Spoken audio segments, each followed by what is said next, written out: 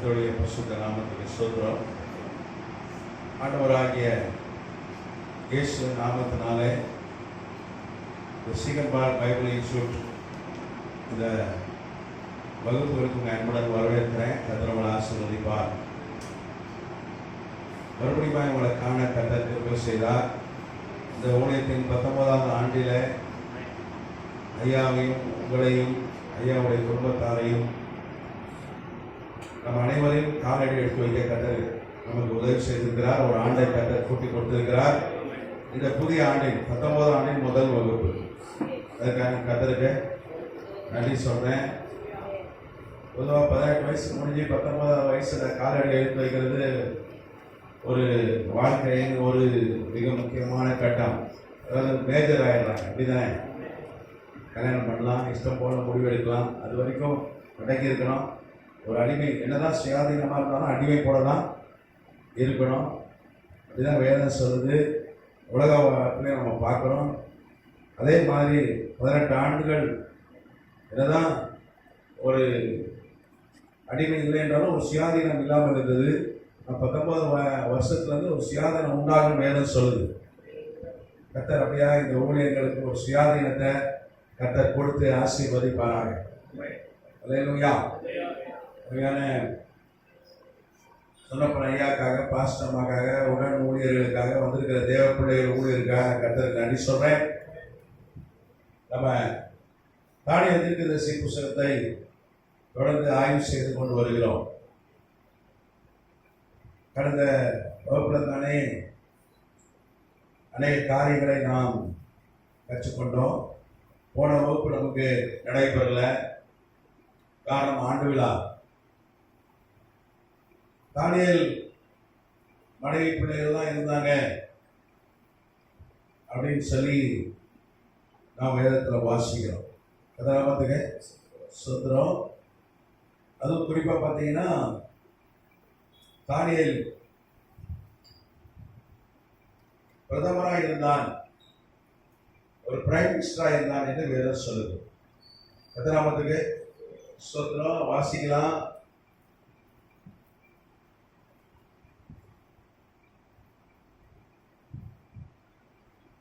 தானியேல் தீர்க்கதரிசி புத்தகம் 6ஆம் அதிகாரம்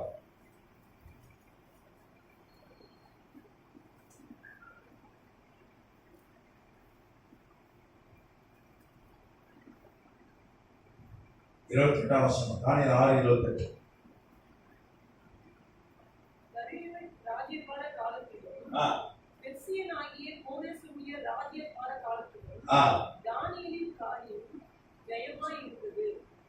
வேதம் சொல்றது, யார் ஆட்சி செய்தாலும்,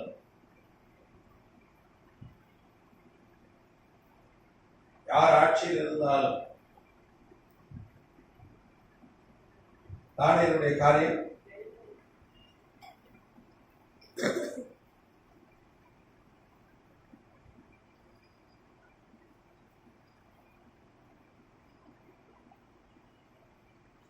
ஜெயமா இருந்தது.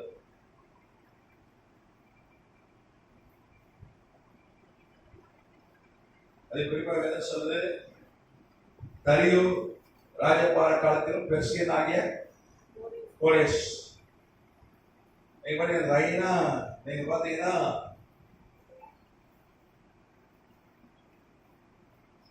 நேபுகத்நேசர் யாரெல்லாம் ஆட்சி செய்தா பாருங்க. எல்லா ஆட்சி யார் ஆட்சி செய்தாலும் அவருடைய காரியம் ஜெயமாக இருக்கிறது.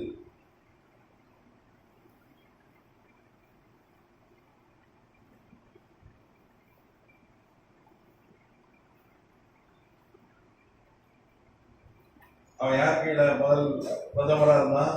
நேபுகத்நேசர்.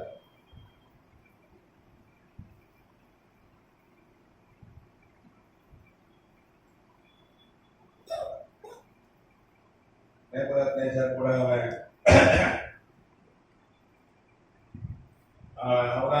அப்ப மறிச்சு போன பிறகு நேபுகத்நேசர் பார்த்தீங்கன்னா 562 கிமு வருஷத்துல பிசி. அது பார்த்தீங்கன்னா ஆட்சிக்கு அவர் வந்து ஆகஸ்ட் வர ஆகஸ்ட். வரலாறு எனக்கு தெளிவா இருக்கு. 605 கிமு பிசியில, கிமுனா பிசி ஆட்சிக்கு வராரு. எப்போ மரணிக்கிறாரு? 7ஆம் தேதி அக்டோபர் 7 அக்டோபர் ஆகஸ்ட் 7 அக்டோபர் 562 கிமு பிசி. நேபுகாத்நேச்சார்னா தானியேல கைதியா பிடிச்சிட்டு வந்தது. தானியேலுக்கு 20 வயசு, நேபுகாத்நேச்சார் 36 வயசு. 36 வயது. நீங்க பாத்தீங்கன்னா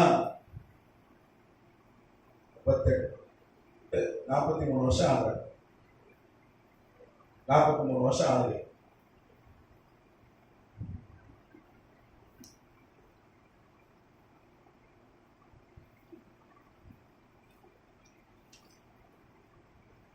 நேபுகாத்நேச்சாருடைய ஆளுகை 43 வருஷம்.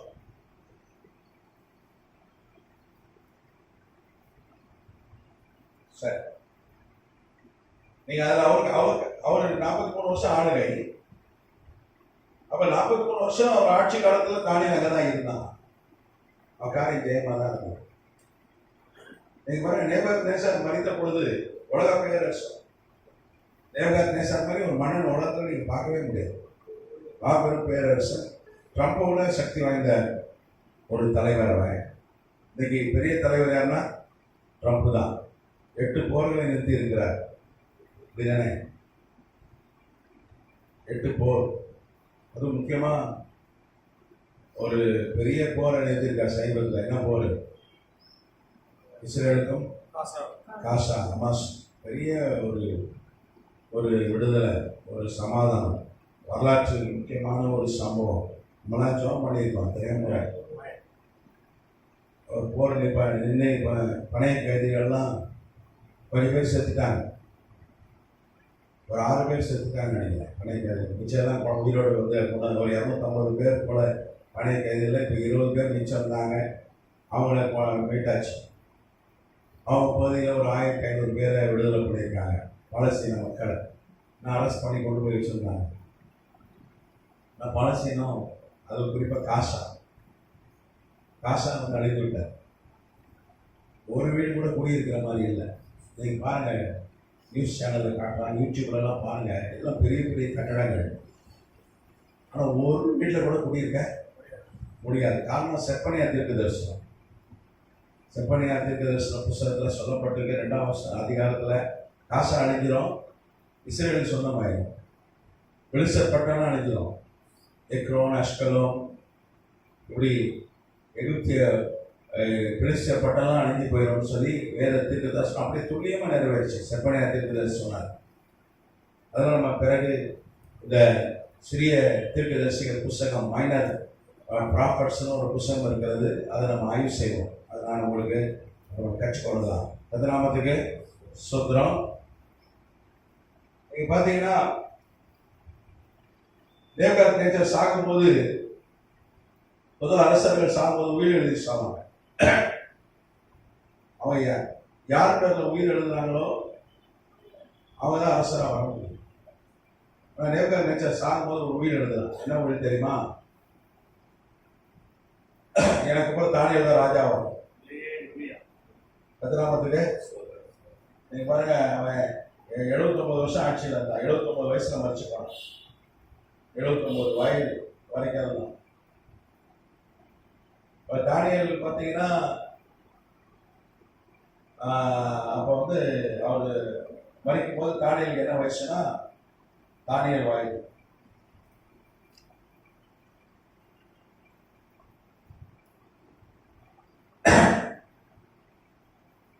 63. அவர் 79 வயசுல சாகிறார். ஒரு தானியேலுக்கு 63. ஒரு தானியேலை வந்து அடுத்த ராஜா தானியேல் தான் சொல்லி என்ன பண்றாரு, உயிர் எழுதி வச்சு சாகிறார். நீ கேட்கலாம் அந்த உயில் இருக்கா? இருக்கு, பத்திரமா இருக்கு. வரலாற்று பதிவுகள் என்ன சொல்லுதுன்னா, கிப்ஸ்பர்க் லூயிஸ் வரலாற்று ஆசிரியர், அவன் பேர் வந்து கிப்ஸ்பர்க்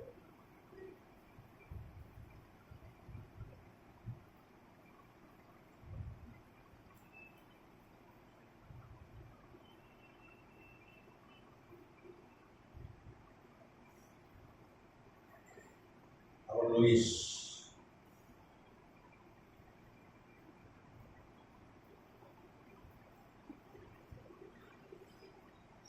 இவர் வரலாற்று ஆய்வாளர்கள்.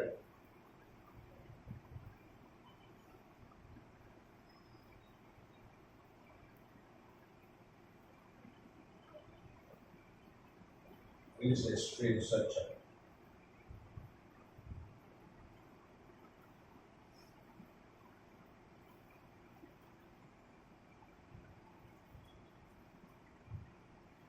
இவங்களுடைய வரலாற்று பதிவு என்ன சொல்லுதுன்னா, உயிரெழுதி தான் செத்தான், எனக்கு அப்புறம் யார் வரணும்? தானியல் வரணும். ஆனால் அவனுக்கு ஒரு மகன் இருந்தான், அமல் மோர்டாக். பைபிளே இருக்கு, அமல் மோர்டாக் அப்படின்னு ஒரு மகன் தான். அந்த மகனை அவன் என்ன பண்ணல, அவன் ராஜாவா கொண்டு வர விரும்பல. யாரை கொண்டு வர விரும்பினா? தானியல் தான். உயிர் இருக்கு, உயிர் இருக்கு, இப்போ கூட இருக்கு உயிர். ஆனால் தானியல் சொல்லிட்டான், எனக்கு வேண்டவே வேண்டவே வேண்டாம், எனக்கு இந்த அரசியலும் வேண்டாம், ராஜா பதவி வேணாம், நான் அப்படியே அதிகாரியாக இருந்துட்டு என்ன பண்ணிடுறேன், பிரைம் மினிஸ்டர், நான் தீர்க்கதரிசியாக இருந்து அப்படியே, அதான் என்னுடைய அழைப்பு. ஒரு அழைப்பு அதான். ஏன்னா வேதம் சொல்லுது, நம்ம எல்லாருக்கும் ஒரு வழி, ஒரு அழைப்பு இருக்கு. நமக்கு எல்லாருக்கும் ஒரு வழியை கத்தர் வைத்திருக்கிறார். நம்ம எல்லாருக்கும் ஓட்டம் இதுதானே. அதை அவன் நினைச்சிருந்தா போயிருக்கலாம். ஆனால் அவன் ராஜாவாக இருந்தால் கத்தரை சித்தத்தை விட்டு விலகி போயிருப்பான். இருக்கிறது உலகத்துல பெரிய பதவி, அப்படிதானே? இல்லையா? இன்னைக்கு சில ஊழியக்காரனா அரசியலில் போய் ஈடுபடுறோம். ரொம்ப ஆண்டவருக்கு பிரியம் இல்லாத காரியம். அரசியலுக்கு ஊழியக்காரன் போவே, விசுவாசி அரசியலில் இருக்கலாம், தப்பு இல்லை, அவங்க எலெக்ஷனில் போட்டு போடலாம், விசுவாசிகள். ஆனால் கத்தனை ஊழியக்காரன் என்ன பண்ணக்கூடாது, அரசியல்வாதியா அரசியல் இருக்கவே கூடாது. அமெரிக்காவில் சார்லி கிர்க்குக்கு அரசியல்வாதிகளாக தரேன்னாங்க, நான் ஊழியக்காரனா இருந்துட்டு போனேன்னு சொல்றேன். துணை ஜனாதிபதியாக இருக்கலாம். நான் அவரு தான் என்ன பண்ணேன், வேன்ஸை, இன்னைக்கு இருக்கிற அமெரிக்க ஜனாதிபதி வேன்ஸை நீங்கள் அவ்வளோதான் ரெக்கமெண்ட் பண்ணேன், துணை ஜனாதிபதி இப்போ வேன்ஸுக்கு. அதனால தான் வேன்ஸ் தன்னுடைய பிள்ளைங்களை ஒரு பாடியை கொண்டு வந்து அவர் தூக்கிட்டு போனார், பாடியை. அந்த நன்றி கடனா. சரி, தானியல் தன்னுடைய அழைப்புல கரெக்டா இருக்கும். அப்போ நமக்கு எல்லாருக்கும் ஒரு அழைப்பு இருக்கு. அந்த அழைப்பு எல்லாருக்கும் இருக்கு. சிலர் டாக்டரா, சிலர் வந்து ஆசிரியரா. நீங்க பைபிள் மருத்துவ வச்சுகள் 2 பேர் போட்டிருக்கு. சிப்போரால், பூவால், பைபிள் அவங்க அழைக்கப்பட்டவர்கள். அப்படியே அழைப்பு எல்லாருக்கும் ஊழியக்காரன் அழைப்பு இல்லை. எல்லாரும் பாஸ்டர் ஆயிட முடியாது, எல்லாரும் தீர்க்கதரிசி ஆயிடாரு, இல்லை டீச்சர் ஆயிட முடியாது. ஒருத்தருக்கும் அழைப்பு. ஒருத்தர் டீச்சரா, அப்போ யாரும் ஸ்கூலில் பாடம் எடுப்பாங்க, யாரும் கட்டணம் கட்டுவாங்க, அப்படிதானே? பைபிளை கூட இந்த ஆர்கிடெக்ட்ஸ் ஒருத்தர் போட்டிருக்கேன், அவனும் தேவனுடைய ஊழியக்காரன் என்று சொல்லப்பட்டிருக்கு மோசே காலத்தில். கர்த்தர் அழைக்கிறார், ஒவ்வொருத்தரையும் ஒரு விதமாக அழைக்கிறார். எல்லாரும் ஊழியம் செய்ய நம்ம விழுந்த கடை நம்ம பகுதி நேரம் நம்முடைய டைம் போக ஊழியம் செய்கிறது, வேலை போக ஊழியம் செய்ய நம்ம விழுந்த கடமை. அப்போதான் நம்ம பேர் ஜீவ புஸ்தகத்தில் இருக்கோம். ஜீவ புஸ்தகத்தில் பேர் வரணும்னா வெறும் ஞானசானம் பெற்றுட்டு ரட்சிக்கப்பட்டுட்டு ஞானசானம் பெற்றுட்டு இருந்தால் போதாது. வேதம் என்ன சொல்லுது, ஜீவ புஸ்தகத்தில் பேர் வரணும்னா என்ன பண்ணணும், நம்மளால முடிந்த ஒரு எளிய ஊழியம் செஞ்சிடணும். ஒரு எளிய ஊழியம் செஞ்சிடணும். கர்த்தராமத்துக்கு ஸ்தோத்திரம். அப்போ தானியேல் அதை கரெக்டாக இருந்தான். அவன் தான் யார் என்பதை அறிந்திருந்தான். நம்ம வேதம் சொல்லி நம்ம யாரு, நம்ம என்ன அழைப்பு என்னன்னு அறிஞ்சிருக்கணும். ஃபர்ஸ்ட் நம்ம யாருன்னு தெரியணும். கரெக்ட் தானே? யோவான் சாணம் வந்து கேட்டாங்க, யாரு? நான் சொன்னேன், வனாந்தரத்தில் கூப்பிடு சத்தம் நான் தான் அப்படின்னு சொன்னான். கரெக்டாக சொன்னான். நமக்கு தெரியும் நம்ம யார், நமக்கு எதுக்காக வந்திருக்கிறோம். எல்லாத்தையும் சும்மா அனுப்பல ஆண்டவர். கொஞ்சம் பொழுது போல ஒரு 100 பேரை இந்தியாவுக்கு அனுப்பு, ஒரு 100 பேரை அமெரிக்காவுக்கு அனுப்பு அப்படின்னு படைச்சு நம்மளை அனுப்பலை.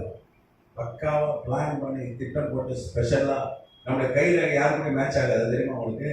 நம்ம கருவெளி யாரு கூடயும் மேட்ச் ஆகாது, ஒத்தே போகாது. தனித்தனி கைராக தனித்தனி கருவெளி. அதுவும் உலகத்தில் 800 கோடி ஜனம் இருக்கு. இப்போ யோசிச்சு பாருங்க, 800 கோடி பேரும் தனித்தனி கைராக தனித்தனி கருவெளி. அப்போ எவ்வளோ ஸ்பெஷலாக உண்டாக்கியிருக்காரு. அப்போ நமக்கும் ஸ்பெஷலான அழைப்பு தான். அவங்களுக்கு இருக்க ஐயாக்கு இருக்க அழைப்பு எனக்கு இல்லை, எனக்கு இருக்க அழைப்பு ஐயாக்கு இல்லை, உங்களுக்கு இல்லை, உங்களுக்கு எனக்கு கிடையாது. எல்லாருக்கும் ஒரு ஸ்பெஷல் திறமை கரெக்டாக, எல்லாம் சமம் ஆனோர் பார்வையில் எல்லாம் ஈக்குவல் தான். எல்லாருக்கும் ஒரு திறமையை கொடுத்து ஒரு தாளத்தை கொடுத்து கத்தரை அனுப்பியிருக்கிறார். அல்லேலூயா. அப்போ ஏதோ ஒரு பணி ஒரு வேலை இருக்கு, அதை கரெக்டாக நம்ம செஞ்சிடணும். தானியேல் அதெல்லாம் கரெக்டாக இருக்கும். அதெல்லாம் அவருடைய காரியம் ஜெயமாக இருந்தது. அல்லேலூயா. அப்போ 43 வருஷம் நேபுகாத்நேச்சாரோட பிறந்தான். 43 வருஷமும் அவருடைய காரியம் ஜெயமாக இருந்தது. அல்லேலூயா. அதுக்கப்புறம் இறந்துட்டாப்புல நேபுகாத்நேச்சர். அப்புறம் ஆமல் மோர்டாக் அவருடைய மகன் ஆட்சி. அவர் ஆமல் மோர்டாக் அடுத்தது பார்த்தீங்கன்னா அடுத்த அரசன் நேபுகாத்நேச்சருடைய மகன் ஏமல் மார்டுக்.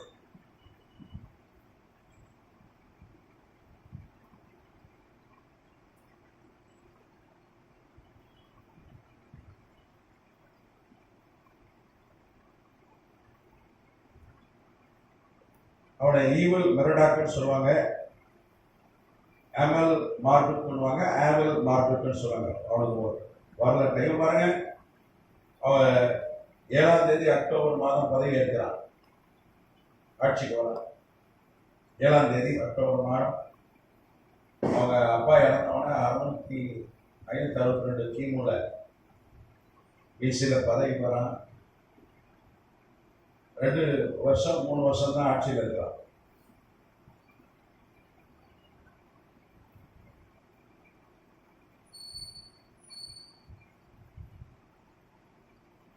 ஆகஸ்ட்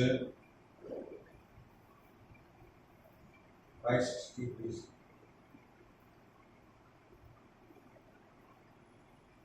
ஒரு 3 ஆண்டுகள் தான் இருக்காங்க.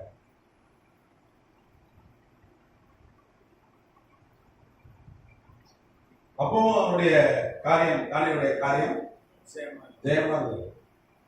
அப்பா இருக்கும்போது ஜெயமா இருந்தது, உள்ள வரும்போதும் வரலாறு என்ன சொல்கிறது, இந்த அம்மான் மோடாக் அவன் அரசனாக கொண்டான். அன்னைக்கு சூழ்நிலை வேற மாதிரி இருந்தது. அன்னைக்கு நெர்கிலசர் அப்படின்னு ஒருத்தர் இருக்கிறான், ஒரு இராணுவ தளபதி. அவன் என்ன பண்றான், ஆட்சிக்கு வர முயற்சிக்கிறான். அன்னைக்கு யார் ரொம்ப பலசாலியோ அவன் தான் வருவான். ஆனால் அந்த அவன் என்ன பண்றான், அவன் சக்தி வாய்ந்தவனா இருக்கான். நெர்கிலசர் அவன் இராணுவ தளபதி. அவன் என்ன பண்றான், இந்த அமல் மோடாக்க கொலை செய்யறான். கொலை செய்துட்டு அவன் வந்துடுறான். இந்த நெர்கிலசர் அவன் வந்துடுறான். அவர் பெரிய பணக்காரன் வேற. அவன் ஒரு பெரிய வியாபாரி, பெரிய பணக்காரன், பெரிய இராணுவம் அவன் தளபதி. அவன் என்ன பண்றான், இவனை கொலை செய்துட்டு வந்துடான். அடுத்தது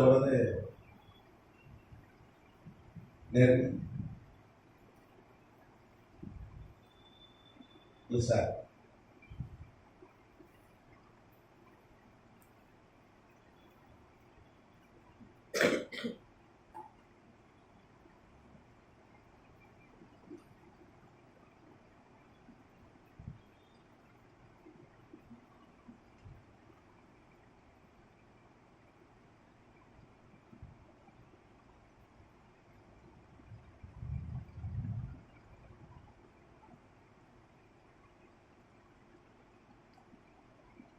இவன் நேபுகாத்நேச்சருடைய உறவினரும் கூட.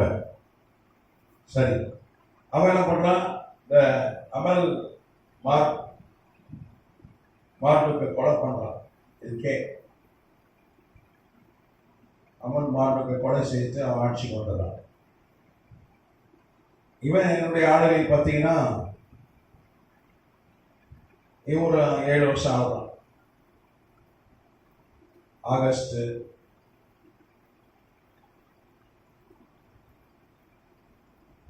560 கிமு பிசிலிருந்து ஏப்ரல் 556 கிமு குறைஞ்சிட்டே வரும். கிமுன்றது குறையும். இப்போ நம்ம கிபியில் இருக்கோம், ஏறிட்டே இருக்கும். பார்த்தீங்கன்னா ஒரு 4 ஆண்டுகள், ஏறக்குறைய 4 ஆண்டுகள்.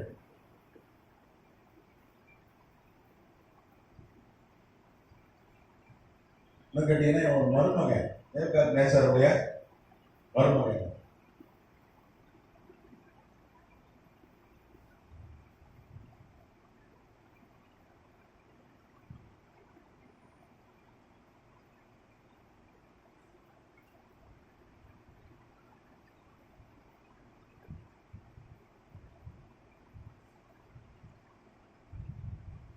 எப்படி ஆந்திராவில் சந்திரபாபு நாயுடு என்டி ராமராவ் மருமகன்.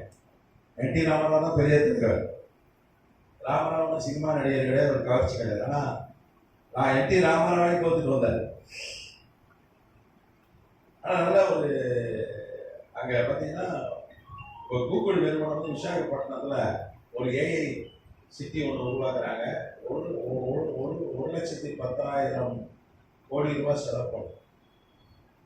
1,10,000 கோடி செலவு பண்ணி ஒரு பெரிய ஐடி பார்க். இந்தியாவுக்கே அது ஒரு பெரிய விஷயம். அந்த விசாகப்பட்டினம் பயங்கரமாக டெவலப் ஆகிடும். இந்தியாவுக்கு ஒரு பெரிய விஷயம் தான், தென்னிந்தியாவுக்கு பெரிய விஷயம். நிறைய பேர் வேலை கிடைக்கும். ஆனால் நம்ம சென்னைக்கு கூட அங்கேருந்து போய் வேலை செய்யுது, ஹைதராபாத்ல இங்கே வேலை செய்யணும். நம்ம இந்தியாவை கத்தர் ஆசீர்வதிப்பாங்க. அல்லேலூயா. இந்த பீகார் எலெக்ஷன் கூட வந்து நேர்மையாக நடக்கணும்னு ஜெபம் பண்ணிக்கிங்க. நேர்மையாக நடக்கணும். வாக்கு திருட்டு நடக்கக்கூடாது. எலெக்ஷன் கமிஷன் நேர்மையாக இருக்கணும். எலெக்ஷன் கமிஷனர் நேர்மையாக நடந்துக்கணும். அதுக்காக நீங்கள் செவிங்க. நம்ம ஜெபம் பண்ணாலும் நடக்கும். இப்போதான் ஆண்டவர் தலைவர் அந்த உலகத்தின் அதிபதி பிசாசு ஆதாமை ஏமாற்றி அவன் வந்தித்து என்ன பண்ணிட்டான், உலகத்தின் அதிபதியாக வந்துட்டான். ஆனால் தேவாதி தேவன், ராஜாதி ராஜா எல்லாருக்கும் மேலே அவர் தான். ஆனால் நம்ம பெட்டிஷன் போட்டால், பெட்டிஷன் ஜெபம் நம்ம அதிகமாக ஜெபம் பண்ணால் அவர் தலையிடுவார். எதனாமத்துக்கு சொத்துரும். அப்போ இவன் ஒரு நெருக்கிலசார் வந்து பொல்லாதவன். அவன் தானியலுக்கு வந்து விரோதமானவன் கூட சொல்லலாம். வரலாறு அப்படிதான் சொல்லுது. ஏன்னா அவன் அம்மாவுக்கு போட்டுக்கெல்லாம் கொண்டு வந்தான். இவனை கொண்டு வர விடல தானியல். அப்போ தானியல் அவன் எதிரியாக தானே பார்த்துருப்பான். ஆனால் இவன் காலத்துலேயும் கூட கத்த என்ன பண்ணுறான் தானியல் காரியத்தை. ஆமாம், அதான் நம்ம தமிழில் ஒரு பாட்டு இருக்கும், எவன் ஆண்டாலும் எனக்கு கவலை, யார் ஆண்டாலும் அப்படிதானே, ராவண ஆண்டாலும் யார் ஆண்டாலும் எங்களுக்கு கவலை. அதுதான் தானியல். அது வாழ்க்கை அப்படிதான். யார் ஆட்சிக்கு வந்தாலும் எதிரி வந்தாலும் எனக்கு ஒரு கவலை இல்லை. காரணம் என் காரியம் ஜெயமாக கத்தர் நம்மள. ஆமாம், ஜெயமாக முடிக்கிறார் கத்தர். கத்தராமத்துக்கு ஏன் நான் எழுதுறேன்னா, நம்ம இதெல்லாம் எழுதும் போது இன்னும் உங்களுக்கு தெளிவாக புரியும். அடுத்தது பார்த்தீங்கன்னா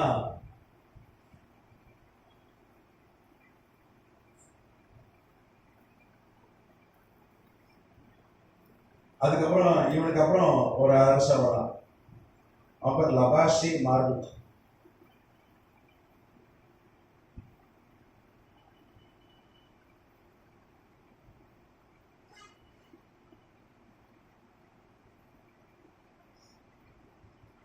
இந்த நெருக்கிலிசர் வியாதி வந்து செத்து போறான். 4 வருஷம் ஆட்சியில் இருக்கான், வியாதி வந்து செத்து போறான். இவன் மகன், இவனுடைய மகன் தான் லபாஷி மார்புக்.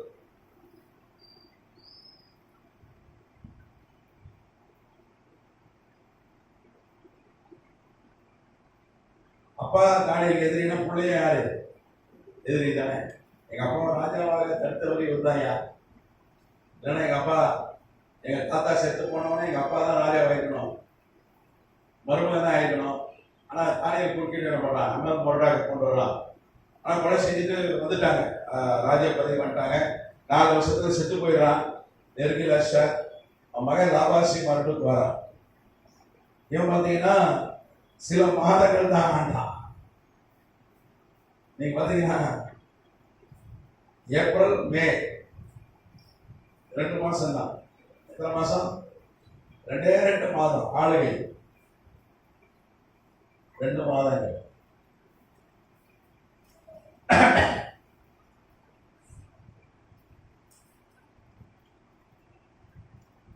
பார்த்தீங்கன்னா 556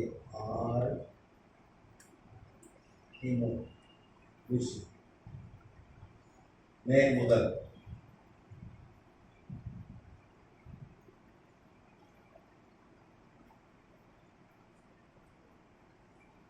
ஏப்ரல் முதல்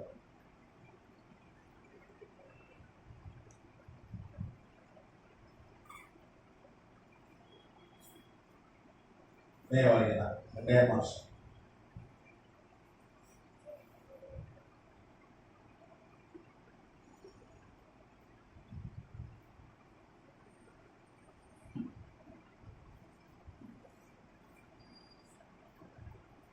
அவங்க அப்பா இறந்த உடனே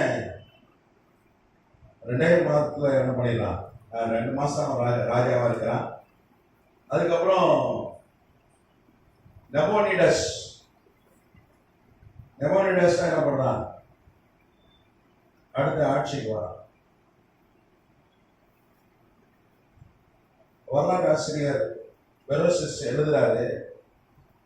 பெரோசிஸ் வரலாற்று ஆசிரியர் பெரோசிஸ்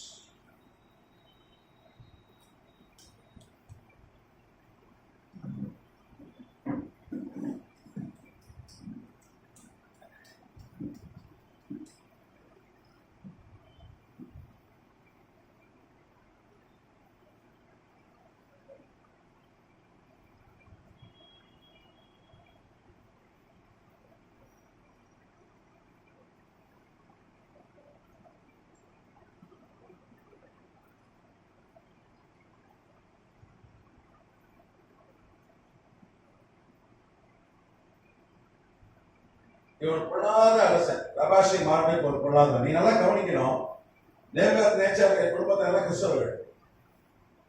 நீங்க நேபுகாத்நேச்சார் 56 வயசுல ரட்சிக்கப்படுறான். சாத்ராக் மேஷாக் ஆபேத்நேகோ அக்கினியில போடும் பொழுது அக்கினி சொல்லும் இயேசுவை தரிசிக்கிறான். அப்படிதானே? 55 வயசுல தேவாலயத்தை இடிக்கிறான். நான் அடுத்த வருஷம் சாத்ராக் மேஷாக் ஆபேத்நேகோ அக்கினியில போடும் பொழுது இயேசுவை பார்க்கலாம். அவர் ரட்சிக்கப்படுற வேதம் சொல்றது ஊழியக்காரன் என்று வேதம் சொல்றது. நேபுகாத்நேச்சார் யாரு? ஊழியக்காரன்.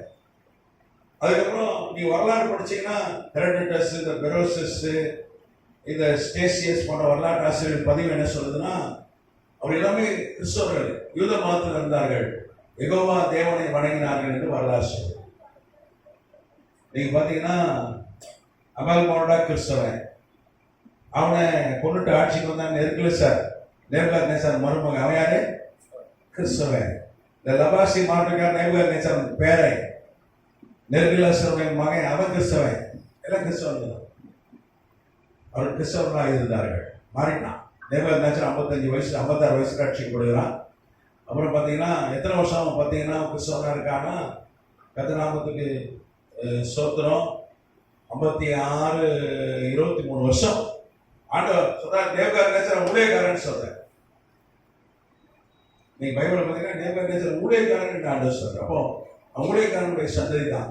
இப்ப இந்த லபாசி மார்பேக் பெரிய அவன் பொல்லாத வழியில இருந்ததுனால கர்த்தநாமத்துக்கு ஸ்தோத்திரம், அவன்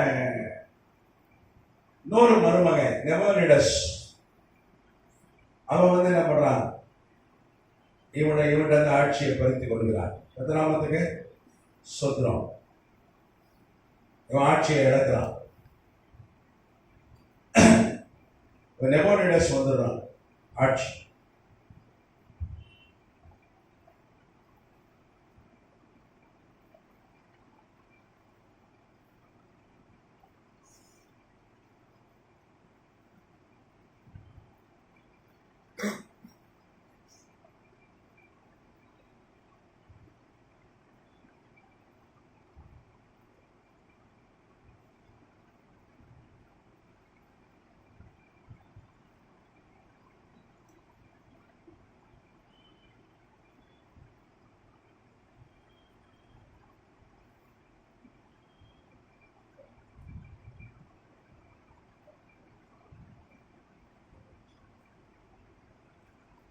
இந்த நபாஷை மாறுகிற நண்பர்களே கொலை செய்கிறாங்க. கூட இருக்கிற நண்பர்களே என்ன பண்ணிடுறாங்க, கொண்டுறாங்க. இன்னைக்கு பார்த்தீங்கன்னா அதுவும் எப்படின்னா அடித்து கொலை செய்யறாங்க. இந்த செய்தி அடிக்கடி பத்திரிகைகள் எல்லாம் வரும். நண்பர்கள் ஒன்று சேர்ந்து குடிச்சாங்க, வாக்குவாதம் வந்தது, அடிச்சு கொண்டானுங்கன்னு வருது. செய்தி பார்த்துருக்கீங்களா? எந்த புகையும் இருக்காது, ஒன்றும் இருக்காது. திருவாங்கூரில் குறிக்காரன் தெருவில் ரெண்டு பேர் ஃப்ரெண்ட்ஸு குடிக்காரங்களா ஒன்றா குடிப்பானுங்க, ஒன்றா தான் இருப்பானுங்க. குடிச்சு முடிச்சோன்னே வேர்க்கடலை பருத்தி வாங்கியிருக்காங்க கடையில். அதை உடச்சிருக்கானுங்க, உடைக்கல. பாதியாக உடச்சி பார்த்துருக்காங்க, உடைக்கல. அதனால் என்ன பண்ணிருக்கேன், ஒருத்தன் கடிச்சிட்டு பாதியை கடிச்சிட்டு ஒருத்தன் எனக்கு கொடுத்துருக்கான். நீ எச்சி பண்ணதை நான் சாப்பிடணுமா அப்படின்னு ஒரு வாக்குவாதம் ஆரம்பிச்சு. எப்போ ஒன்றாவே சொல்லுவானுங்க. குடிக்காரன் எப்போ கத்திலாம் வச்சுருப்பான். நீங்கள் பார்த்தீங்கன்னா வேட்டைக்கலாம் அந்த காலம் இப்போ வேட்டைக்கு போகுது. நான் சொல்வது ஒரு 20 ஆண்டுகள் முன்பாக. நல்லா நல்லா ஞாபகம் இருக்குது. நான் அன்றைக்கி அமாவாசை ஜபம், பொங்கல் பண்டிகை அன்றைக்கி அமாவாசை ஜபம் அன்றைக்கி திருவாங்கூர் சபையில் நடத்தி கொண்டு இருக்கிறேன். ராத்திரி இவனுங்க குறிக்கார பற்றி நான் ஊழியம் செய்கிறேன். நிறைய சர்வீஸ்லாம் போனோம். அவங்க ஸ்கூலில் சேர்க்கறது, அவனுக்கு பிரச்சனைனா போகிறது, இப்படி தான் ஊழியம். அன்றைக்கி அவங்க சேவ் பண்ணுறது, முடி வெட்டுறது. அவனால் நிறைய முடி வச்சுருப்பான் அந்த காலத்தில், பல்லு வளர்க்க மாட்டான். அப்படி தான் ஊழியம் செய்துருந்தான். அன்றைக்கி அந்த வேர்க்கடலை பருப்பி எச்ச பண்ணி கொடுத்தான்ற ஒரு வாக்குவாதத்தில் கத்தி எடுத்து குத்திட்டு அதுக்கப்புறம் இவனே கொண்டு போய் என்ன பண்ணிட்டான், ஆஸ்பத்திரியில் குத்திட்டான். ஆஸ்பத்திரியில் இவனே சேர்க்கிறான். ஆனால் அந்த ஸ்பாட்லேயே சேர்த்துட்டான். குடிகாரனுங்க அப்படிதான். குடிகாரனோட நட்பு ரொம்ப டேஞ்சர். அப்புறம் முழு குடிகார தெருவே போலீஸ் வாரிட்டு போயிட்டு, ஏன்னா அன்னைக்கு பொங்கல், சாரி மன்னிக்கணும், அங்கேயே சேர்த்துட்டான், பிளாட்ஃபார்ம்லேயே சேர்த்துட்டான், மெயின் ரோட்லேயே. அது டைடல் பார்க் டு அது ஈஸியாக ரோடு பாருங்க, அந்த ரோட்லேயே சேர்த்துட்டான். அங்கே ஒரு முண்டாய் கார் ஷோரூம் கரெக்டாக அது வாசலில் விழுந்து சேர்த்துட்டான். பொங்கல் அது ஆக்சுவலாக அன்றைக்கி சீஃப் செக்ரட்டரி, அன்னைக்கு ஒரு சீஃப் செக்ரட்டரி தான், வீடே திருவாங்கூர் தான். அவர் அந்த வழியாக போயிருக்கார். ஃபோன் பண்ணி கமிஷனரை உண்டில்லைன்னு பண்ணிட்டார். ஏசி வந்து கோவத்தில், அன்னைக்கு பண்டிகையில் கோவத்தில் அப்படியே குடிக்காரங்க தெருவில் இருக்க அத்தனை ஆண்கள், அது ஒரு 1000 பேர் இருப்பாங்க அங்கே குடியிருக்கிறவங்க. ஆண்களே நூற்றுக்கணக்கான எல்லாத்தையும் கொண்டு போய் ஸ்டேஷன் வச்சுட்டாங்க. ஜனங்கள்லாம் வந்துச்சுனால அன்றைக்கி ஜெபம் நடத்தியிருந்தேன். பாதியில் போனேன். போய் அப்புறம் பேசி அந்த பையனை கொண்டு போய் அவன்கிட்ட போலீஸில் ஒப்படைச்சி அதை குத்துனா பாருங்க. இறந்து போன பேர் காந்தாராம், பேர் கூட எனக்கு ஞாபகம். காந்தாராவை பறிச்சு போயிடும். அநியாயம், காரணமே கிடையாது. எனக்குலாம் சாட்சி சொல்ல கூப்பிடுச்சு போலீஸ். ஏன்னா அந்த அந்த ரத்தத்தெல்லாம் சொன்ன எடுக்கும்போது நான் பக்கத்தில் இருந்தேன். அங்கே கற்றுக்கிட்டு அவங்களெல்லாம் மீட்டு கொண்டு வர உதவி சார். பார்ப்போம் அப்படிதான் செத்து போயிட்டாங்க. வரலாறு சொல்றது. இந்த லபாசி மரணம் சின்ன பையன், அவருடைய நண்பர்கள் அவனை என்ன பண்ணிட்டாங்க, அடிச்சு கொண்டுட்டாங்க. He was beaten to death. அடிதடியில் செத்து போயிட்டாங்க. எவ்வளோ உலக பேரரசங்க, அப்போ கூட சேர்க்கை. சில கூட சேரவே கூட சொல்லுது விசுவாசிக்கும் அவிசுவாசிக்கும் சம்பந்தம். சில கூட போனால் நம்ம காரியம் தோற்றுரும் தெரியுமா. சில கூட போனால் ஜெயமே வராது. அதனால் நம்ம ரொம்ப கூட நட்பு ரொம்ப ஆபத்து. கத்தனாமத்துக்கு சோத்திரம். வேதம் சொல்லுது விசுவாசிக்கும் அவிசுவாசிக்கும் சம்பந்தம், இருளுக்கும் வெளிச்சத்துக்கும் சம்பந்தம் கிடையாது. பேர்பட்ட சாலமோனே என்ன பண்ணிட்டான், விழுந்துட்டான். எவ்வளோ பெரிய ஆளு, எவ்வளோ பெரிய ஊழியக்காரன். ஆண்டவர் தரிசிச்சவன், தேவாலயம் கட்டினா, அவன் ஜொகித்து பண்ண போது ஊழியக்காரெல்லாம் புத்து விழுந்துட்டான். நிற்க முடியல. இன்னைக்கு சில ஊழியர்கள் இப்படி கையை காட்டுறாங்க, விழுகிறாங்க. ஆனால் விழுறதுக்கு அவங்க என்ன பண்ணுறாங்க, ஒரு 2 வேன் நிறைய ஆள் கூப்பிட்டு போகிறாங்க. அவங்களுக்கு சம்பளம், பேட்டா, படி, போனஸ் எல்லாம் உண்டு. அவங்க கேட்டாங்க, அந்த ஐயா கூட ஊழியத்துக்கு போகிறேன்றாங்க. எல்லாம் மொத்தமாக நரகத்துக்கு போயிடுவாங்க. ஏன்னா டிராமா. அவர் இப்படி சொல்லணும், இப்படி கை காட்டினா நீ இப்படி இந்த பக்கமாக ஒன்று ஓடணும், நான் இப்படி கை காட்டினா நீ என்ன பண்ணணும், இப்படி விடணும். டச் அப்படின்னா என்ன பண்ணணும்? விடணும். அப்படி கொஞ்சம் பேர் இருக்காங்க, அவங்கள வேற ஏதாவது வியாபாரம் பண்ணி பிழைக்கணும். இப்படிலாம் இருக்காங்க. தன்னுடைய புகழுக்காக, எதுக்காக கிறுக்கா பைத்தியமான்னு தெரியல, அதுக்கு ஒரு 2 வேன் நிறையா ஆட்களை செட் பண்ணி காசு இருக்கு, அப்படிலாம் இருக்காங்க. கத்திரமாத்துக்கு சொத்துறோம். ஆனா சலம் அப்படிலாம் ஜாப் பண்ணும்போது வேதம் சொல்லுது, தேவனுடைய ஆலயத்தில் கர்த்தருடைய மகிமை இறங்கினதுனால ஆசாரியர்கள் நின்று ஊழியம் செய்ய முடியல. எல்லாம் போத்துணும். அவன் தான் டச்சு, உண்மையான டச்சு யாரு? ஆனா அவன் தான் நீதிமொழிகள் புத்தகம் எழுதுனா, எத்தனையோ சங்கீதம் எழுதுனான். அவன் 23 வயசுல சங்கீதம் எழுதுனவன். உன்னத பாட்டு புத்தகம், எப்பேற்பட்ட புத்தகம். மணவாளன் ஆண்டவராகிய இயேசு கிறிஸ்து மணவாட்டி சபை, அதை குறித்து எழுதப்பட்ட புத்தகம், எப்பேற்பட்ட புத்தகம். நீதிமொழிகள் புத்தகம் எப்பேற்பட்ட புத்தகம். பிரசங்கி இதெல்லாம் எழுதுனவன் கடைசியில் எங்க போயிட்டான்? விக்கிரகாரன்னைக்கு 51 வயசுல விழுந்துட்டான். விக்கிரகாரன் விழுந்துட்டான். அப்போ சிலர் சொல்லுவாங்க, நாங்க கல்யாணம் பண்ணி என்ன பண்ணிடுவோம்? திருத்திடுவோம். சில லூசுங்க இருக்கு, அவிசுவாசியை கல்யாணம் கட்டுறதுக்கு சொல்லும், நான் கல்யாணம் கட்டி திருத்திடுவோம். சாலமோனோட நீ ஒன்றும் பெரிய ஆள் இல்லை, எடுத்துட்டு போயிடும், அப்படியே கொண்டு போயிடும். கர்த்தராமத்தின் சொல்றோம். லபாசி மரணுக்கு சொந்த நண்பர்களால் கொல்லப்படும்.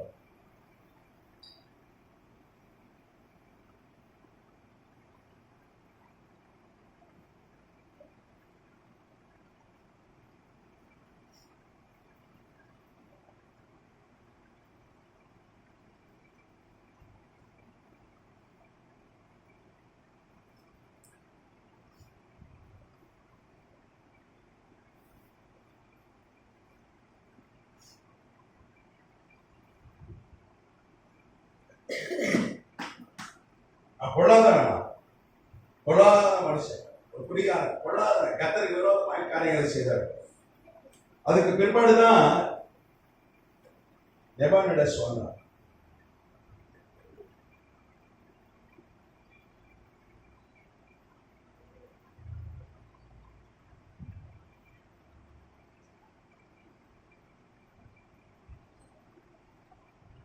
நெபானிடஸ் யாருன்னா, நேபுகாத்நேச்சருடைய மருமகன். இவனும் ஒரு மருமகன், மகள் புருஷன். நேபுகாத்நேச்சருடைய மருமகன்.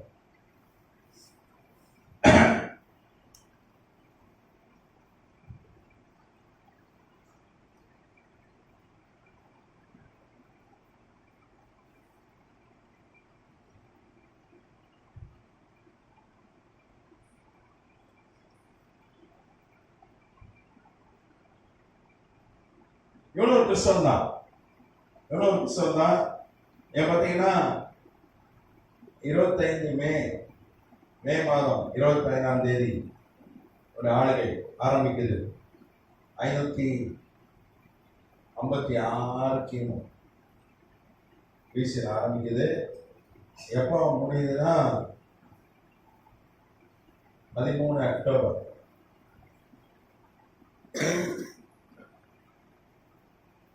539 கிமு.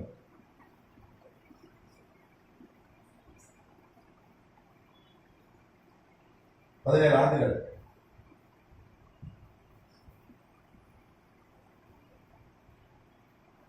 ஆண்டுகள்.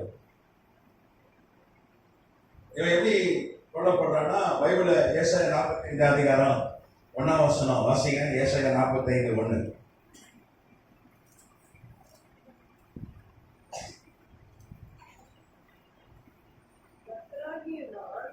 அபிஷேகம் பண்ணின கோரேசுக்கு முன்பாக ஜாதிகளை கீழ்ப்படுத்தி ராஜாக்களின் இக்கட்டுகளை அழுத்தப்படுத்தும்.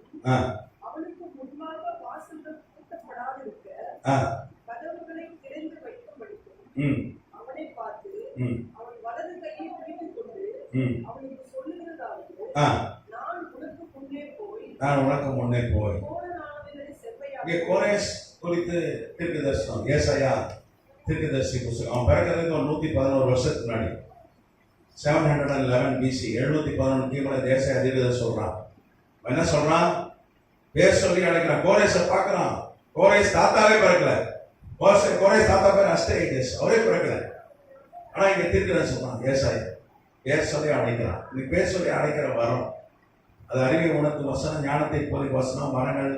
நம்ம 1 Corinthians 12 வாசிக்கிறோமே, அந்த வரம் கிரியை செய்து நீங்க ஏசாயா பார்த்தீங்கன்னா, ஏசாயா 6ஆம் அதிகாரம் வீட்டில் போய் வாசிச்சு பாருங்க. அவன் ஜெபம் பண்ணும்போது ஒரு தரிசனம் பார்க்கிறான், பரலோக காட்சியை பார்க்கிறான். சிங்காசனத்துல யார் உட்கார்ந்துருக்கிறான்? ஆண்டவர் உட்கார்ந்துருக்கிறார். கோடிக்கணக்கான தேவதூதர்கள் என்ன பண்றாங்க? ஆமா, ஒரு கணக்கு சொல்றது 8000 கோடி இருக்கிறாங்க தேவதூதர்கள். 8000 கோடி தேவதூதர்கள் இருக்கிறதா ஒரு கணக்கு சொல்லுது. அதுக்கு ஆண்டவர் என்ன படிச்சுக்கா, நம்ம சும்மா சொல்றாங்க, அது எவ்வளவு தூரம் உண்மைன்னு தெரியல. ஒவ்வொரு ஆளுக்கும் 800 கோடி ஜனம், ஒரு 10 தேவதூதர் இருக்கிறதா ஒரு கணக்கு சொல்றாங்க. சரி, ஏன்னா எல்லாத்துக்கும் ஒரு தேவதூதரை கர்த்தர் வைத்திருக்கிறார். இந்த கணக்கு ஒரு அனுமானம் தான், சரியா? இதுக்கு விஞ்ஞானமோ இந்த ஆதாரமோ கிடையாது. ஆனா கோடி கணக்கில் தேவதூதர் இருக்கிறாங்க. ஏன்னா சங்கீதம் 91 வாசிக்கிறோம், உன் பாதம் கல்லில் படிக்க அவங்க தங்க கைகளில். அப்ப நம்ம கூட ஒரு 2 பேர் இருக்கான், தேவ தூதர்கள் போட்டிருக்கு.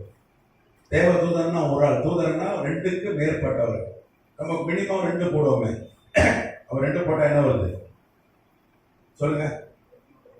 ஒரு ஆளுக்கு எத்தனை பேர் இருக்காங்க? 2 தேவதூதர் இருக்காங்க.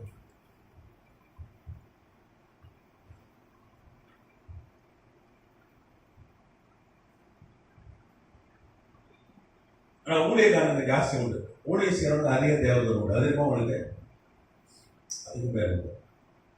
அவரோடு இருக்கிறவர்கள் நம்மோடு இருக்கிறவர்கள் அதிகம். ஊழியம் செய்த ஆட்கள், சாதாரண ஆட்கள் 2 பேர்னா, நீங்க மாத்திரம் உங்களால் முடிஞ்ச ஒரு சின்ன ஊழியமோ பெரிய ஊழியமோ என்ன ஊழியம் செஞ்சாலும் உங்களுக்கு யார் அதிகமா? தேவதூதர்கள் பாதுகாப்பு உண்டு. கத்தநாமத்துக்கு உங்களுக்கு எதிரே ஒரு பாளையமே வந்தாலும், ஒரு சேனையை வந்தாலும் உங்களை ஒண்ணுமே செய்ய முடியாது. ஊழியக்காரங்க அதிக பாதுகாப்பு. அப்போ ஒவ்வொருத்தருக்கூடையும் கண்ணுக்கு தெரியாத ஒரு பாதுகாப்புக்கு யார் வரா? அந்த தேவதூதர். நமக்கு நம்ம நினைச்சோம் தனியா போனோம், நான் இந்த இருட்டில் ராத்திரி 12 மணிக்கு தனியா வந்தேன் அப்படின்மா சொல்லுவேன். இருளா இருந்தது, அங்கே ஒரு ஆழமரம் இருந்தது. ஆனால் உன் கூட யார் இருக்கா? வரைஞ்ச 2 தேவதூதர். நிலைமை உன்னை என்னைக்கு கொண்டுருவான் பிசாசு. ஓடுற பஸ்ஸில் ஒரு கீழே தள்ளி விட்டுருவான், நீ பைக்கில் போகும்போது பஸ்ஸுக்குள்ளே தள்ளி விட்டுருவான். அதுவும் இந்த ஓயமாரில் நம்மளாம் போயிட்டு வர்றதுலாம் அற்புதம் தான். இப்போ நான் வந்தேன் பாருங்க, அதுவே அற்புதம் தான். ரோடும் விளங்காத இருக்கு, பள்ளம் மேடு பயங்கரமா இருக்கு. ஒரு 2 வீலர் வர பெரிய டேஞ்சர். அதுபோல என்ன மாதிரி இருக்கு, சர்க்கஸ் தான் பண்ணிட்டு தான் மாறோம் நம்ம. அப்போ நம்மளை யார் பாதுகாக்கிறா? தேவதூதரை கர்த்தர் நியமிச்சிருக்கிறார். அல்லேலூயா. சரி, இப்போ நெபுகத்நேசர் மருமகன் ஆட்சிக்கு வரான். இந்த நெபுகத்நேசர் யாருன்னா, நீங்க பெல்ஷாத்சார்னு ஒரு ராஜா தானியேல் 5ஆம் அதிகாரத்தில் சொல்லப்பட்டிருக்கிறது. அப்போ இந்த நெபுகத்நேசர் யாரு அவனை வீழ்த்திட்டு ஆட்சிக்கு வரா? கர்த்தர் கோரேசை எழுப்புகிறார். அவன் நெபுகத்நேசர் கிறிஸ்தவன் தான். நீங்க வரலாற்று பதிவுகள் என்ன சொல்லுதுன்னா, ஒரு வரலாற்று பதிவை நான் சொல்றேன், அவனும் கிறிஸ்தவன் தான். ஆனா கர்த்தர் கோரேசை எழுப்புகிறார், அவனும் கிறிஸ்தவன் தான். நீங்க பழைய ஏற்பாட்டில் இருக்கிற ராஜாக்கள்லாம் கிறிஸ்தவர்கள் தான். வெறும் இஸ்ரேல் நாட்டு ராஜாக்கள் மாத்திரம் இல்லை, வெளியில இருந்த ராஜாக்களும் கிறிஸ்தவர்கள் தான். பழைய ஏற்பாட்டு கிறிஸ்தவர்கள். கர்த்தர் நாமத்துக்கு ஸ்தோத்திரம். அப்போ கோடிக்கணக்கான தேவதூதர்களை ஏசாயா பார்க்கலாம். ஆண்டவர் அவனை பார்த்து கேட்கிறாரு, என் வேலையா நான் யாருன்னு இப்படி சொல்லியிருப்பாரு. என் வேலையை செய்வதற்கு ஆளே இல்லை ஏசாயா அப்படின்னு அவன் சொல்லியிருப்பான். இத்தனை கோடி தேவதூதர்கள் இருக்காங்க, நீங்க இப்படின்னா வேலையை செய்ய முடிப்பாங்க. அதுக்கு அவர் சொன்னார், எல்லா வேலையும் செய்வாங்க, ஒரு வேலையை செய்யறதுக்கு நான் மனிதன் தான் நம்பி இருக்கிறேன், சுவிசேஷம் அறிவிக்கிறது. அதனாலதான் நீங்க அப்போஸ்தலர் 10ஆம் அதிகாரம் வீட்டில் போய் வாசி பாருங்க, நமக்கு டைம் இல்லை. அங்க கொர்நேலியுன்னு ஒரு மனுஷன் இருக்கிறான், ஒரு வெள்ளைக்காரன், ரோம அதிகாரி, ஒரு பெரிய போலீஸ் அதிகாரி, ஒரு ஐபிஎஸ் ஆஃபீஸர். ஆனா அவன் நல்லா ஜெபிக்கிறவன், தான திருமணங்கள் செய்கிறவன். அவன் ஞானஸ்தானம் எடுக்கல, பரிசுத்தாவின் அபிஷேகம் அவன் பெறவனுக்கு தெரியாது, அதுக்கு மேல தெரியாது. இயேசு ஆண்டவன் தெரியும், ஜெபம் பண்றான். அவ கர்த்தர் ஒரு தேவதூதனை அனுப்புறாரு. அந்த தேவதூதன் சொல்றான், யோப்பா பட்டணம்னு ஒரு பட்டணம், செசரால இருக்கிறான். செசரா யோப்பா பட்டணம் ரொம்ப தூரம். நீ அங்க போய் அங்கே தோல் பதனிடுங்கிற ஒரு கம்பெனி இருக்கு, லெதர் டேனிங் கம்பெனி இருக்கு. நீங்க முன்னெல்லாம் பல்லாவரம் போனீங்கன்னா எங்க முதல்ல லெதர் டேனிங் இப்ப எல்லாம் மாறி போச்சு. இப்ப லெதர் கம்பெனில காணும், பயங்கரமாகி போச்சு. அப்போ அங்க லெதர் டேனிங் அந்த அங்க ஒரு இது இருக்கு. அங்கே யார் இருக்கிறா? சீமோன் பேதுரு இருக்கிறான். அவனை கூப்பிட்டு வா, அவன் என்ன பண்ணுவான்? அவங்களுக்கு சுவிசேஷம் சொல்லுவான். இப்ப யோசிச்சு பாருங்க, அந்த தேவதமே சொல்லிருக்கலாமே, எதுக்கு இப்படி சுத்தி இப்படி தொடரணும்? மூக்க இப்படி தொடர்றது ஈஸியா, இப்படி தொடர்றது ஈஸியா? இப்போ இந்த பொருள் இருக்கு, நான் ஐயா கிட்ட கொடுக்கணும், இப்பயே கொடுத்துடலாம்ல. அதை விட்டுட்டு ஐயா நீங்க அப்படியே இந்த பாரிஸ் வாங்க, அங்க ஒருத்தர் இருக்காரு, நீங்க ஆள் விட்டு சொன்னீங்கன்னா அவர் வந்து இதை என்ன பண்ணுவார்? உங்ககிட்ட கொடுப்பாருன்னா அது சிரிப்பாக தான் இருக்கு.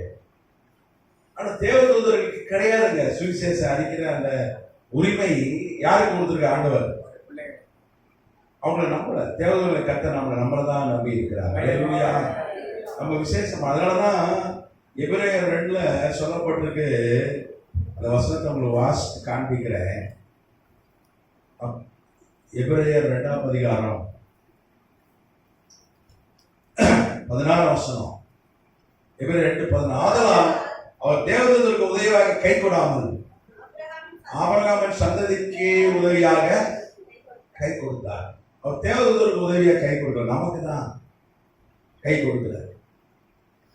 சுவிசேஷம் அறிவிக்கிற ஒரு பாக்கியம், அது பெரிய பாக்கியம். அது நமக்கு தெரிய மாட்டேங்குது.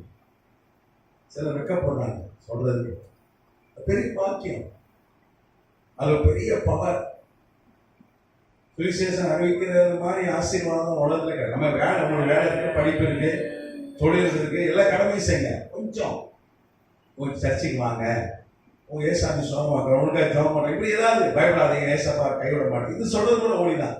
சண்டே சின்ன பசங்களை வீட்டு பக்கத்தில் பசங்களை கூப்பிட்டு அவங்க 2 பாட்டு சொல்லி கொடுக்குறது, அதுவும் ஒளியும். ஐக்கு பிடிச்சி ஊழியம் செய்யறது எல்லாருக்கும் அது கொடுக்கப்படலை. அப்படிதானே? எல்லாரும் பாஸ்டர் ஆகிட முடியாது, எல்லாரும் டீச்சர் ஆகிட முடியாது. அப்படிதானே? ஆனா சின்ன சின்ன ஊழியம் செய்யலாமே கட்டணத்துக்கு ஆண்டு. அதனாலதான் ஏசாயா கேட்கிறாரு, அது ரொம்ப கவலையா கேட்கிறாரு. ஆண்டவர் பாருங்க, ஒரு பெரிய பாரம், அவருக்கு ஒரு ஏக்கம். என் வேலையை நான் யார அனுப்பேன்? அதிகமா கேட்ட மாதிரி கேட்கிறார். உடனே ஏசாயா சொன்னா, ஏசாயா நீ போறியான்னு அவர் கேட்கல, யார அனுப்ப? நான் போறேன். அதனாலதான் கர்த்தர் அவனை ஆசீர்வதிச்சார். அவனை மாதிரி ஒரு தீர்க்கதரிசி எழுப்பக்கூடாது. பழமையான தீர்க்கதரிசி, எல்லாத்தையும் கடைசி கால தீர்க்கதரிசி அவன் தான். ஏசாயா தீர்க்கதரிசி கூட ஐசை போறோம். அவனுக்கு ஒரு மனைவி இருந்தா, அவன் பேர் ஆயியே. என்னது? பைபிள்ல பேர் இல்லை, ஆயியே. அவன் பேர் என்னது?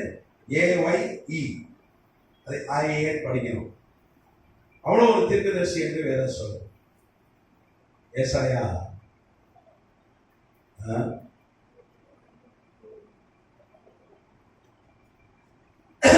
8ஆம் அதிகாரம் 3ஆம் வசனம். 8ஆம் அதிகாரம் ஏசாயா 8:3. நான் தீர்க்கதரிசி ஆனவளை சேர்ந்த பொழுது அவள் கர்ப்பவதியாகி ஒரு குமாரனை பெற்றாள். அப்பொழுது கர்த்தரை நோக்கி மகேர் சலால் அஷ்பாஸ் என்ற பெயரை அவனுக்கு இடு என்றார். கர்த்தராமத்துக்கு ஸ்தோத்திரம். நீங்க பாருங்க, தீர்க்கதரிசியானவர் யாரு? ஏசாயாவுடைய கணவனும் தீர்க்கதரிசி, மனைவியும் தீர்க்கதரிசியா, பிள்ளைகளும் தீர்க்கதரிசியா. காரணம் வழிய நான் வரேன், வழி. ஆனால் மோசெல்லாம் போக மாட்டேன்ட்டான். ஆண்டவரை வற்புறுத்தி தான் அனுப்புனேன். ஒரு நாள் ஊழியத்துக்கு வாங்கினார், வரல, அடி உதவ வாங்கி அப்படிதான் கொண்டார். ஆனா இவெல்லாம் அப்படி இல்லை. வழியர் வந்து ஆண்டவரை நான் போறேன்னா, அதனாலதான் ஆசீர்வாதம். ஏசாய மாதிரி நம்மளும் இருக்கணும். கர்த்தராமத்துக்கு ஸ்தோத்திரம். அப்ப இந்த நெபோனிடஸ் பாத்தீங்கன்னா, இவனும் நல்ல பக்தியானவன் தான். அவனுடைய ஒரு சாட்சி ஒண்ணு இருக்கு. எங்க இருக்குன்னா, கர்த்தராமத்துக்கு ஸ்தோத்திரம். நெபோனிடஸ் நல்ல பக்தியானவன். த பிரேயர் ஆஃப் நெபோனிடஸ் அப்படின்னு ஒரு புஸ்தகம் இருக்கிறது, ஒரு மேனுஸ்கிரிப்ட்.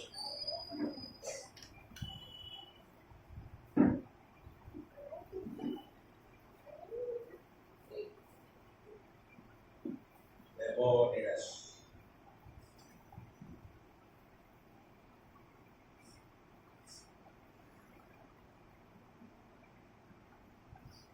இதுக்கு எப்போ கண்டுபிடிச்சாங்கன்னா, நெபோனிடஸ்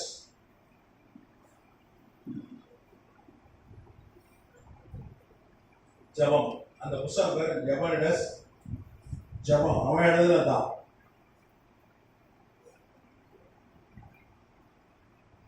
அது எப்போ கண்டுபிடிச்சாங்கன்னா 1948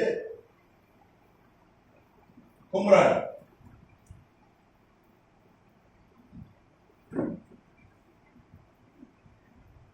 கேவ்ஸ், கும்ரான் குகை,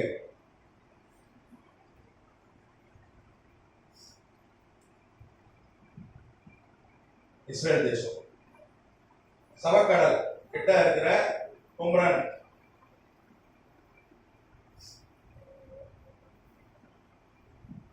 அங்கதான் கண்டுபிடிச்சாங்க அந்த குகையில. இன்னைக்கு அது எங்க இருக்குன்னா பிரிட்டிஷ் மியூசியத்துல இருக்கிறது. இந்த அவன் எழுதின ஜெபம். அவன் சொன்னான், என் பாவல ஆண்டவர் மன்னிச்சாரு, எனக்கு வயிறு வலி இருந்தது, வயிற்றுல ஒரு கொடிய நோய் இருந்ததுன்னு ஆண்டவர் என்ன சுகமாக்கினான்னு சொல்லி யார் எழுதியிருக்கா? அந்த புஸ்தகத்தில் அவன் எழுதியிருக்கான். கத்தராமத்துக்கு சொந்தம். வரலாற்று ஆசிரியர் அவன் கிறிஸ்தவன் தான் பதிவிடுறான். நெபோனிடஸ் யாருன்னா நேபுகாத்நேச்சாருடைய மருமகன். அவன் என்ன சொல்றான், அவன் காலத்துலயும் தானியேல் பிரைம் மினிஸ்டரா இருந்தான். யாரானாலும் தானியேல் காரியம் ஜெயமான். அவன் சொல்றான், ஒரு தானியேல் என்கிற யூதன், அவர்தான் என்னுடைய ஆவிக்குரிய தந்தைன்னு எழுதுறான். மை ஸ்பிரிச்சுவல் ஃபாதர், அவர் தான் எனக்கு வந்து வழி நடத்தினார்னு சொல்லி எழுதுறான். அவர் தான் எனக்காக ஜெபம் பண்ணாரு, அவர் ஜெபம் பண்ணி எனக்கு நிறைய விடுதலை வந்துச்சுன்னு எழுதுறான். கர்த்தநாமத்துக்கு ஸ்தோத்திரம். அப்போ விதவிதமான அரசர்கள் வருகிறார்கள். நீங்க தானியேல் 5ஆம் அதிகாரம் வாசிக்கலாம். அதுல பெல்சாத்சார் ஒரு ராஜா இருக்கிறான். அவன் யாருன்னா, தானியேல் 5:1, பெல்சாத்சார் என்னும் ராஜா தன் பிரபுக்களில் 1000 பேருக்கு ஒரு பெரிய விருந்து செய்து அந்த 1000 பேருக்கு முன்பாக திராட்சை ரசம் குடித்தான். எல்லாருக்கும் தெரிஞ்ச ஒரு பகுதி. கர்த்தநாமத்துக்கு ஸ்தோத்திரம். நீங்க பாத்தீங்கன்னா இவர் என்ன பண்ணுவான், தேவனுடைய ஆலயத்துல இருந்து கொண்டு வந்த பொற்பாத்திரங்கள், நேபுகாத்நேச்சார் தாத்தா கொண்டு வந்த பொற்பாத்திரங்கள்ல மது ஊத்தி குடிக்கிறான். வேற சொல்றது, தெரிந்து செய்கிறவனுக்கு அநேக அடிகள். யாருக்கு ரொம்ப அடியா? எல்லாம் தெரிஞ்சு. எவ்வளவு கிறிஸ்தவ பரம்பரை கிறிஸ்தவ. நேபுகாத்நேச்சார் தாத்தா கிறிஸ்தவர், அப்பா கிறிஸ்தவர், அம்மா கிறிஸ்தவங்க, எல்லாம் தெரியும். அதனால அடிக்கிற ஒரு கை தோன்றி என்ன எழுதிச்சான், மேனே மேனே தெக்கேல் வாசின்னு ஒரு எழுதிச்சு. அன்னைக்கு இரவா கர்த்தரவனை அவன் மறித்து போன, கொலை செய்யப்படுகிறான். கர்த்தநாமத்துக்கு ஸ்தோத்திரம். அப்ப அந்த எழுத்தின் அர்த்தத்தை சொன்னது தானியேல் தான். கர்த்தநாமத்துக்கு ஸ்தோத்திரம். நீங்க பாத்தீங்கன்னா யாருன்னா இந்த நெபோனிடஸ் மகன். யாரு? நெபோனிடஸ் மகன் பெல்சாத்சார். அவன் பெல்சாத்சார் அரசனா இல்ல, ரெண்டாவதா இருக்கிறான். வேதத்திலேயே சொல்லப்படுங்க அவன் ரெண்டாவது. அவன் என்ன சொன்னான், மூணாவதா உங்களை நீங்க இதுக்கு அர்த்தம் சொன்னீங்கன்னா நீங்க 3வது நிலைக்கு உங்களை கொண்டு வந்துறேன் அப்படின்னு சொல்றான் பெல்சாத்சார். அவன் ஃபர்ஸ்ட் நெபோனிடஸ் பேரரசர், இவன் பெல்சாத்சார் 2வது அரசர் மகன், 3வது தானியேல் இருந்தான்னு சொல்லி வேதத்துல பார்க்கிறோம். கர்த்தநாமத்துக்கு ஸ்தோத்திரம். அப்ப யார் ஆண்டாலும் அதுக்கப்புறம் பெல்சாத்சாருக்கு பிறகு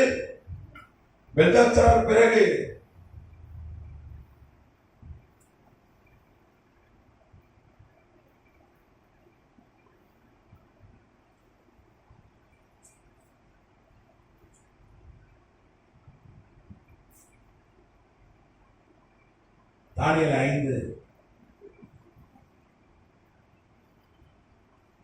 பெல்சாத்சார் தரியு வருகிறான். அதுக்கப்புறம் தரியு யாருன்னா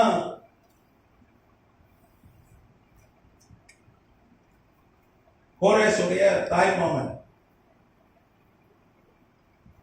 தெரியும். அதுக்கப்புறம் கோரேஸ் வருகிறார். மாநிலத்தில் இந்த ஆபத்தில் நடைபெறும் யார் ஆட்சிக்கு வந்தாலும் நம்ம காரியம் எனக்கு காரணம் ஜெயம் கொடுக்கிற கிறிஸ்து நம்மோடு இருக்கிறார். அவர் நம்ம ஜெயிக்க பண்ணுகிறார். அப்படித்தானே? யாரா இருக்கட்டும், பக்கத்து வீட்டுக்காரன், எதிர் வீட்டுக்காரன், வேலை செய்யற இடத்துல, தொழில் செய்யற இடத்துல ஆனாலும் இருக்கட்டும். ஆனா நம்ம காரியம் என்ன ஆகும்? ஜெயம் முடியும். ஆண்டவர் ஜெயம் கொடுப்பார். எங்களை கூடி தலைவணங்கி சொல்லிக்கலாம். அதை கேள்வி இருக்கா? இது இவ்வளவு தூரம் ஏன் எழுதி போட்டானா? நமக்கு இது பைபிள் இன்ஸ்டியூட் கரெக்டா? உங்களுக்கு தெரியணும் ஏன் இந்த வார்த்தை இப்படி சொல்லப்பட்டது. இப்போ இத்தனை அரசர்களை அவன் பார்த்துருக்கான் கரெக்டா? இத்தனை அரசர்களை பார்த்தான்.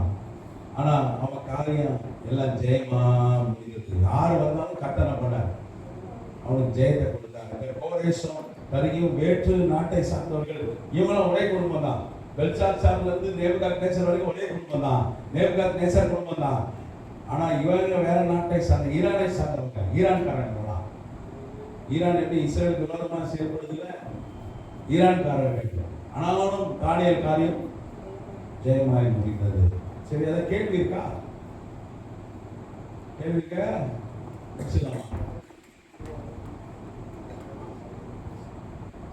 கேள்வி இருக்கா? சரி.